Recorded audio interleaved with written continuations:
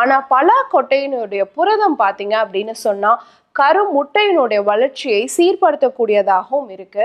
அதே சமயம் நமக்கு பசி அப்படின்னு இருக்கும் பொழுது அதை கட்டுப்படுத்தக்கூடிய தன்மை, அந்த சட்டைட்டி போதுங்கிற உணர்வை கொடுக்கக்கூடிய தன்மை உடையதாகவும் இருக்கிறது இந்த பலாக்கொட்டை.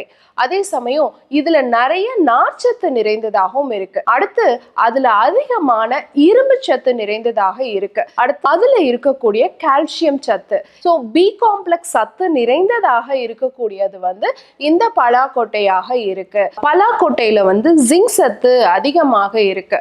பலாக்கொட்டையில் இருக்கக்கூடிய புரதமுமே நம்ம கருமுட்டை வளர்ச்சியை சீர்படுத்தும் அப்படிங்கிறத நம்ம தெரிஞ்சுக்கணும். ஸோ அதை எப்படி பயன்படுத்தலாம் அப்படின்னா, நம்ம வேக வச்சும் பயன்படுத்தலாம், குழம்பாகவும் பயன்படுத்தலாம்.